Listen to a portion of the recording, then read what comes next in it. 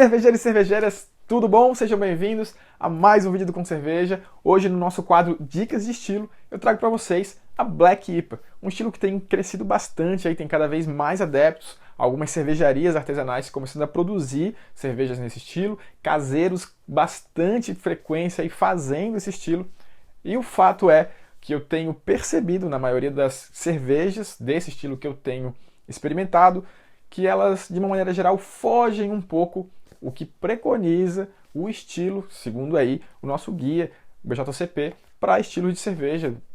A versão mais atualizada, né, de 2015, fala sobre o estilo Black IPA, e é isso que eu vou trazer para vocês aqui, para quem quer fazer Black IPA, de repente não fez ainda, mas está pensando em fazer, ou já tomou. Eu quero trazer para vocês aqui algumas dicas rápidas de como vocês podem fazer essa cerveja e ter sucesso nela, para que realmente ela fique legal, fique uma receita bacana, tá? Eu vou começar lendo a impressão geral, a tradução, na verdade, que a gente tem do BJCP 2015, que fala sobre a Black IPA, para a gente já ter em mente qual que é a mensagem principal que ela tem. Porque, na verdade, a Black IPA nada mais é do que uma American India Pale Ale escura, certo?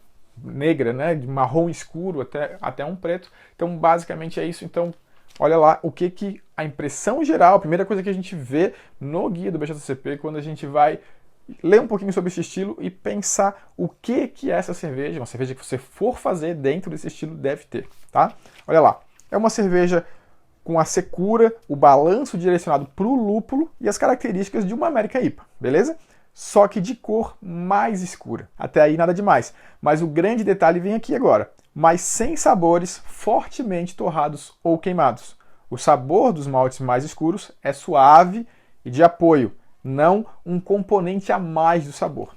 E esse é justamente o ponto que eu trago aqui para vocês.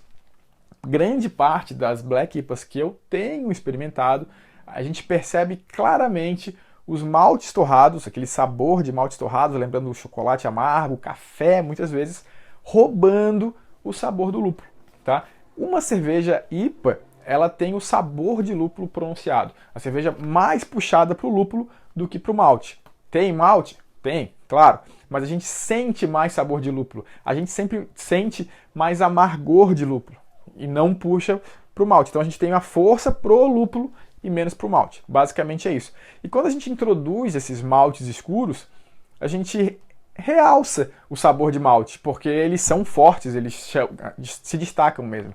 Então muitas Black IPAs que eu tenho experimentado tem bem destacado o sabor de maltes torrados, lembrando café, e às vezes junto, balançando, e principalmente se você errar a mão ali no dry hopping ou no lúpulo de aroma e de sabor, você não traz tanto aroma e tanto sabor de lúpulo para sua cerveja e exagera um pouquinho no seu malte torrado. E aí o que você faz? Pelo guia de estilo, você está fazendo uma American Stout. Então não tem problema nenhum se você quer uma cerveja que tenha bastante caráter torrado de malte e também o amargor do lúpulo americano. Você pode fazer, mas daí pensando em estilos do BJCP, você está fazendo uma American Stout e não uma Black IPA. Só para isso ficar claro para vocês, tá? Então, pensando nos componentes que a gente vai utilizar e nos ingredientes, a gente está pensando em fazer uma IPA mais escura. Então, base de maltes, basicamente malte Pale Ale, tá? Pelo menos aí um 80% do grist. E se quiser fazer uma cerveja mais simples, pode ser até um pouco mais, pode ir para 90% aí. E depois você pode utilizar, claro, maltes caramelos, puxando malte caramelo e cristal, os que são mais escuros, para você trazer mais cor, sem precisar de tanto malte torrado, vamos dizer assim. Então seria entre 10 e talvez até um pouquinho menos. Se você puxar aí o malte Pale Ale para casa de uns 90%, eu botaria uma receita simples. 90% de malte Pale Ale, 5% aí de malte cristal e depois você pode uns 5% de malte torrado. E quando eu falo malte torrado, procure os menos torrados, tá? Por exemplo, vamos pensar em Weimar. Vai utilizar o Carafa 1 e não o Carafa 3, por exemplo, que traz mais café.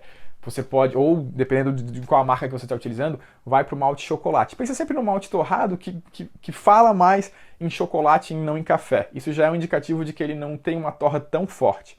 Claro que a cor dele é um pouco menor, mas ele não é tão pronunciado a torra dele, né? Então ele não traz tanto aroma torrado. Isso é basicamente o que você tem que levar em consideração.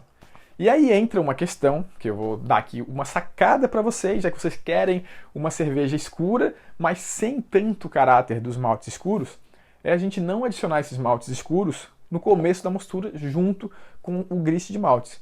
A gente pode fazer de algumas formas e eu vou dar uma sugestão aqui.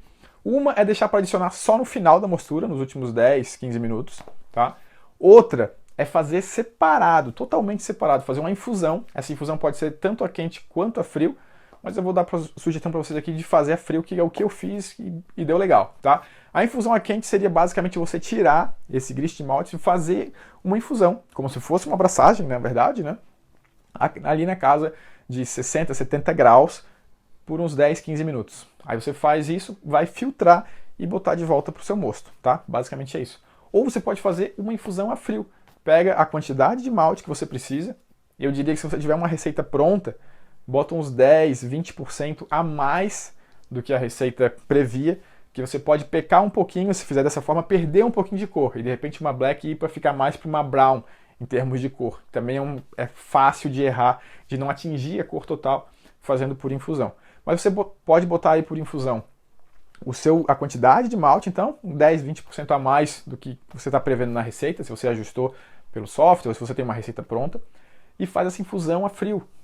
Uma dica, uma garrafa, dependendo da quantidade que você for fazer, você pode botar uma garrafa de Coca-Cola, por exemplo, uma garrafa dessas de 2 litros, PET, na proporção uns 4 para 1, então 4 litros para cada quilo de malte. Daí, de repente, quanto de malte você vai precisar, qual é a sua leva, daí cada um tem o seu processo.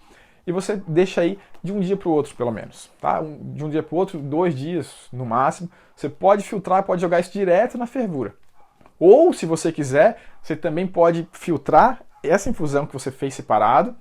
Você pode ferver isso por uns 10, 15 minutos e depois botar direto lá no seu balde fermentador, por exemplo. Não precisa nem ferver, não precisa nem passar pelo processo. Você só vai adicionar a cor, um pouquinho de sabor, claro, mas pode ser direto lá no fermentador.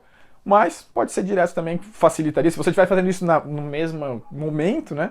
Então de um dia para o outro você prepara isso e no final da fervura você adiciona ali a infusão que você fez, já filtrada, e vai direto para a fervura esses últimos 10 minutos para esterilizar e daí vai trazer a cor e um pouquinho de sabor para a sua cerveja. Ela vai ficar bacana, tá?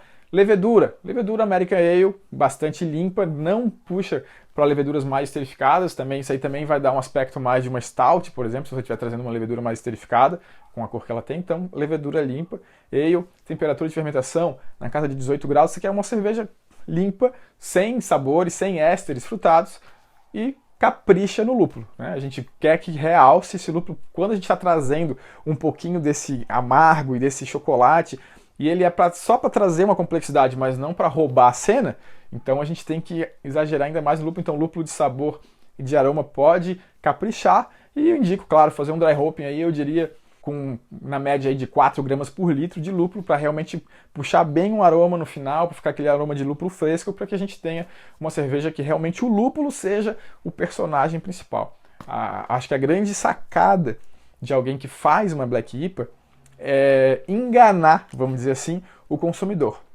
A hora que ele pega aquela cerveja, ele vê uma cerveja escura, o cérebro já associa ele com uma stout, com uma cerveja mais pesada, com uma cerveja não tão refrescante, certo? E a hora que ele bota no nariz já, ele sente aquela pancada de lúpulo, aquele aroma, nossa, que coisa boa, daí ele toma aquela cerveja refrescante, final seco, e ele, nossa, não imaginava. Então o cara não imaginava que podia ser aquela cerveja. Aí você vai estar impressionando mesmo a pessoa que estiver tomando a sua Black IPA. Ok, pessoal? Espero que tenham gostado dessa sacada de hoje. Testa aí se já fez Black IPA, teve resultado positivo, negativo, fez alguma coisa do que eu falei aqui ou não fez alguma coisa do que eu falei aqui como dica. Bota aqui nos comentários, vamos discutir um pouquinho para ver como que a gente pode melhorar esse estilo e fazer cada vez cervejas melhores. Já sabe, se não tiver inscrito no nosso canal, se inscreva aqui para todo dia receber uma sacada nova sobre o processo de produção.